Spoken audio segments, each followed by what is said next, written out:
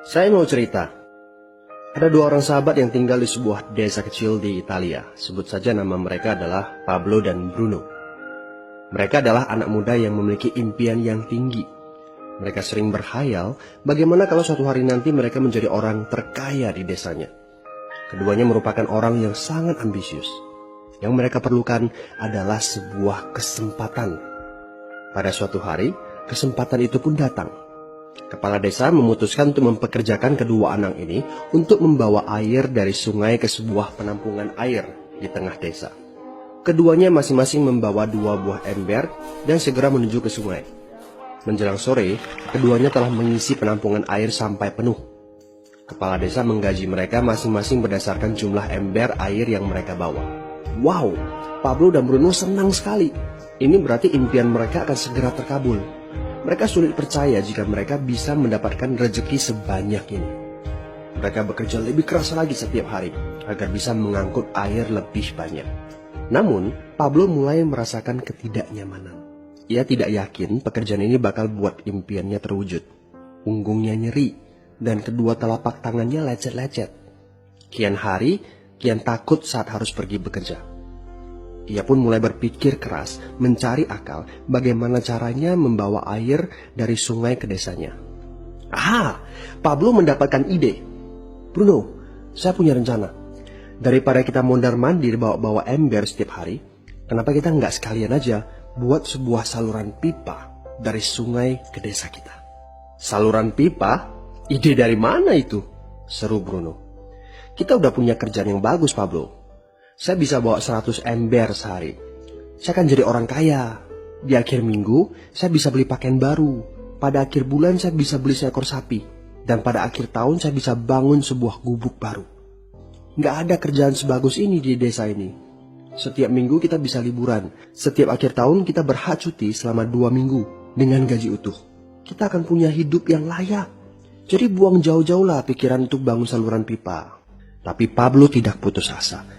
Ia akhirnya memutuskan untuk bekerja paruh waktu. Ia tetap bekerja mengangkut ember-ember air. Separuh waktunya, serta di akhir pekan, dia luangkan waktu untuk bangun saluran pipanya. Hal itu tidak mudah. Penghasilannya otomatis menurun dan dibutuhkan waktu 1 hingga 2 tahun sebelum saluran pipanya bisa menghasilkan sesuatu yang berarti. Bruno dan orang-orang desa mulai mengejek Pablo. Dia menyebutnya Pablo si manusia saluran pipa. Bruno yang berpenghasilan hampir 2 kali lipat dari Pablo terus memamerkan barang-barang baru yang berhasil ia beli. Sapi, keledai, pakaian, sepatu baru, gubuk bertingkat 2. Bruno bisa makan mewah di kedai. Orang-orang di desa menyebutnya Tuan Bruno. Sementara Bruno berbaring santai di sore hari pada akhir pekan, Pablo terus saja menggali saluran pipanya. Pada bulan-bulan pertama, Pablo memang tidak bisa menunjukkan hasil dari usahanya. Pekerjaannya memang sangat berat, bahkan lebih berat daripada kerjaan Bruno. Karena Pablo juga harus bekerja pada malam hari. Demikian pula di akhir minggu. Tapi Pablo selalu mengingatkan pada diri sendiri bahwa impiannya dibangun berdasarkan pada perjuangan yang dilakukan hari ini. Dari hari ke hari, dia terus menggali, inci demi inci. Sedikit demi sedikit, lama-lama jadi bukit. Dari 1 inci kemudian menjadi 1 kaki. Kemudian jadi 10 kaki. Kemudian 20 kaki, 100 kaki, dan seterusnya. Bersakit-sakit dahulu, senang-senangnya kemudian. Demikian dia terus menyemangati dirinya sendiri. Sepulang kerja, tubuhnya lelah sekali. Fokus pada hasilnya. Kata-kata itu terus ia ulangi dalam hati setiap hari saat dia pergi tidur. Sementara dari bar di desa itu terdengar gelak tawa mengiringinya ke alam mimpi. Ayo, fokus pada hasil akhir. Hari berganti bulan. Saluran pipanya sudah setengah jadi. Saat beristirahat, Pablo melihat dari jauh sahabatnya Bruno yang terus saja mengangkut ember-ember. Bahu Bruno tampak semakin lama semakin membungkuk. Dia menyeringai kesakitan. Langkahnya semakin lamban akibat kerja keras setiap hari. Dia semakin jarang bersantai-santai di tempat tidur gantungnya. Dia lebih sering terlihat di bar, duduk dengan wajah letih dan murung. Saat pengunjung bar melihat Bruno, mereka saling berbisik. Hei, ini dia Bruno si manusia ember. Dia lebih suka duduk sendiri di sudut yang gelap ditemani botol-botol kosong di sekelilingnya. Akhirnya, saat bahagia Pablo pun tiba. Saluran pipanya sudah rampung. Orang-orang desa berkumpul saat air mulai mengalir dari saluran pipanya menuju ke penampungan air di desa. Sekarang, desa ini sudah bisa mendapatkan pasokan air bersih secara tetap. Pablo tidak perlu lagi membawa ember.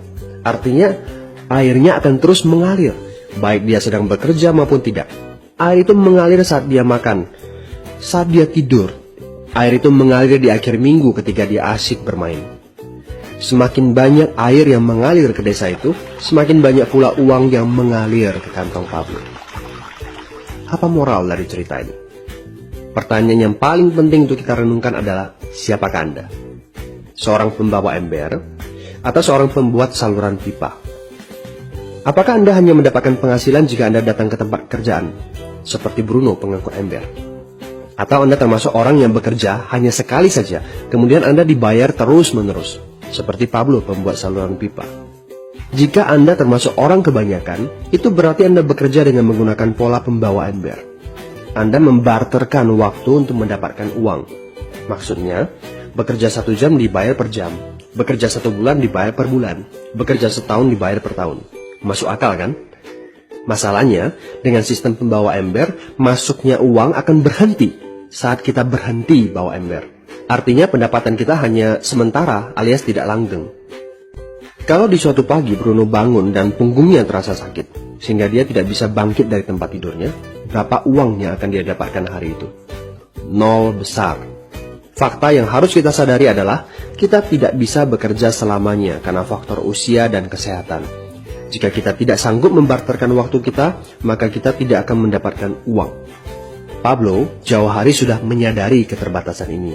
Karena itulah dia langsung berpikir untuk menciptakan suatu sistem yang memungkinkan dia untuk terus mendapatkan bayaran baik dengan cara barter waktu ataupun tidak. Pikirkan ini. Bagaimana dengan Anda? Anda mau apa kalau besok penghasilan Anda berhenti? Apa yang akan terjadi kalau Anda dipecat? Apa yang terjadi kalau kemudian Anda sakit atau cacat sehingga tidak bisa membawa ember lagi? Bagaimana seandainya perawatan kesehatan yang mendadak yang harus Anda jalani menghabiskan uang tabungan Anda? Apa yang terjadi bila uang tabungan Anda itu langsung menguap dalam semalam? Kalau penghasilan Anda berhenti besok, untuk berapa lama Anda bisa membayar hipotek Anda? Cicilan rumah, mobil Anda, ataupun untuk biaya sekolah anak-anak Anda? 1 tahun, 6 bulan, 3 bulan, atau 3 minggu? Jelas. Apakah Anda bekerja sebagai penyapu jalan, bekerja di kantor, punya jabatan tinggi, atau memiliki toko, seorang profesional di bidang tertentu, tetap saja Anda membarterkan antara satuan waktu dengan satuan uang. Apakah dengan cara demikian Anda akan aman? Satu-satunya jalan untuk menciptakan keamanan yang sesungguhnya adalah seperti yang dilakukan oleh Pablo, yaitu membangun saluran pipa saat Anda masih bekerja sebagai pembawa ember. Dengan membangun sebuah saluran pipa, Anda cukup mengerjakan pekerjaan sekali saja, capeknya sekali saja, tapi Anda akan dibayar terus-menerus. Saluran pipa ini akan memberikan Anda penghasilan walaupun Anda sedang tidur ataupun Anda sedang main. Penghasilan ini juga akan terus Anda peroleh setelah Anda pensiun, pada saat Anda sedang sakit ataupun cacat sehingga tidak bisa bekerja, dan juga dalam situasi darurat. Inilah yang disebut sebagai penghasilan pasif. Anda tahu, saat ini kami sedang membangun saluran pipa yang akan memberikan penghasilan pasif. Mau tahu caranya? Hubungi teman yang meminta Anda untuk menonton video ini. Dia punya akses untuk informasi yang Anda butuhkan. Mintalah video lanjutannya, atau jika memungkinkan, bertemu langsung dengan teman Anda.